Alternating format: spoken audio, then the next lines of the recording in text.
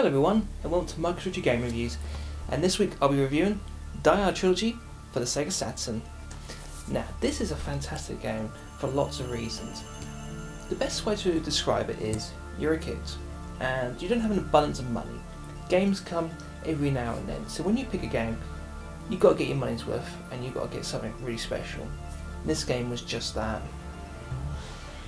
This thing is fantastic about it. I mean, one, it is 3 games, and each of these feels like complete games. I mean, one is an action game, shooting, dodging, the usual stuff.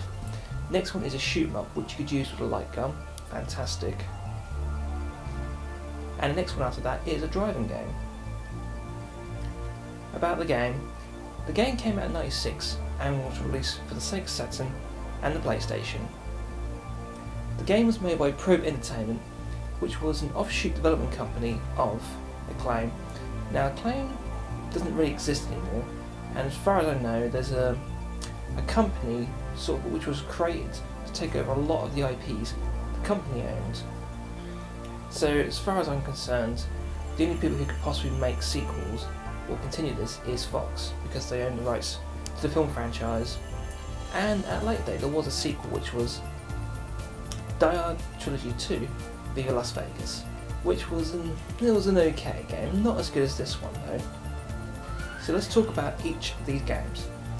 Basically, each of these games is basically each of the Die Hard films that, when it was a trilogy, let's put it that way. So the first one, Die Hard. Basically, there's not much storyline to it. When the storyline is in the movie, in the game, basically you're going around the level. Yeah, you want to take out the terrorists, and then once you took them out, you want to escape the room before the bomb goes off. And you do this basically as you go through each floor in the building until you get to the top. Second one, bog standard. Basically, you want to shoot the bad guys. It's on rails. So basically, as you're going through A to B, you're just basically shooting all the bad guys. And the third one, basically you're driving around in a taxi, and literally you're bomb hunting. You find a bomb, you run into it, boom. And you do it for each level, basically finding all the bombs. The sound effects are very good, and the music's pretty good. You know, it does the job nicely, it gets you in the mood for it all. Doesn't really fit in with the films, but then again, I think that's part of the beauty of this game. It doesn't try to beat the films. I mean, it's quite silly in a lot of ways. The graphics. This is early 32-bit era stuff, but they're pretty good, you know. I mean, there's a lot of popping up, which is a bit of a shame, but that's quite common for early 32-bit games. Even in the later days, it's still quite common.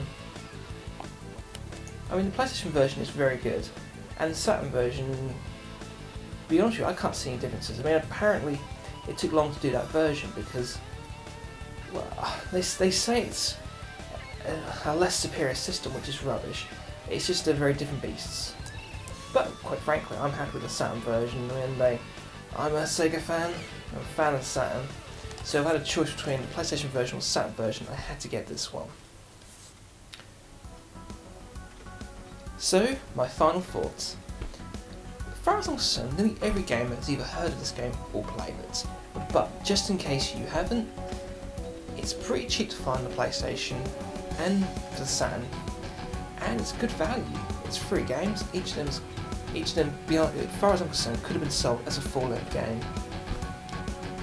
It should be in every collection, and if you're a Die Hard fan, you must play this game. It's a must-have. So if you get to see fun with a, oh my god, terrorists! Oh my god, they found me. Michael, where are the detonators? I haven't got the detonators. Whoa! I haven't got the detonators. I guess I'm going to do what John McClane would do. Yippee-ki-yay, motherfuckers!